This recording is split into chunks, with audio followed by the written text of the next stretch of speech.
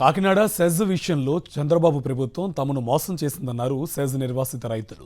KV రావు తమ భూములపై లోన్లు తీసుకుని తమ దగ్గరే కొనుగోలు చేశారని ఆగ్రహం వ్యక్తం చేశారు.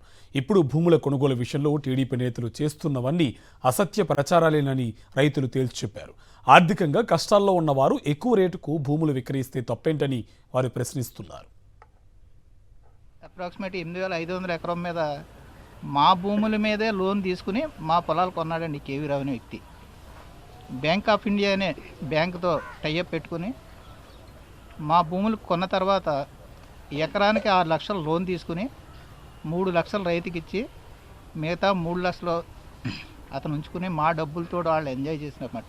ఎక్కడెక్కడైనా పబ్లిక్ హీరింగ్ ఏదైనా పెడితే మా ఇళ్ళ దగ్గర పోలీసులను కాపలా పెట్టడం, మేము పబ్లిక్ హీరింగ్ వెళ్ళడానికి మేము వెళ్ళనిచ్చేవారు కాదు. ఆ రకంగా 31 సెక్షన్ ఏదో ఒకటి పెట్టారు. 14 కూర్చుని ఎక్కడైనా మాట్లాడుతుంటే అరెస్ట్. అలాంటి నిర్బంధాలన్నీ పెట్టుకుంటూ ఆయన చేసిందంతా ప్రతిపక్షంలో ఉన్నప్పుడు ఒక మాట, స్వపక్షంలోకి వచ్చిన తర్వాత శ్రద్ధ రద్దు చేసి ఏదో మీకు అన్నీ మేము న్యాయం చేస్తానన్న మనిషి ఒక మీటింగ్ పెట్టలేదు, ఒక రైతు ఏం చెప్పలేదండి. జగన్ గారు చేసిన విధానం ఏ రాష్ట్రంలో ఎవరో ఈ సీఎం గారు చేసిన విధానంగా ఎక్కడ చేయలేదండి.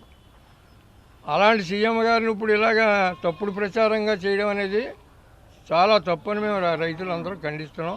అయితే అక్కడ ఉన్న సన్న చిన్నకారు రైతులు ఆర్థికంగా ఇబ్బందిలో ఉన్న వాళ్ళు అమ్ముతున్నారు. ఎవరికి అమ్ముతున్నారు? ఎవరికైనా అమ్ముతారు. మీరు వస్తే మీకు, ఎవరు వస్తే వాళ్ళకి అమ్ముతారు.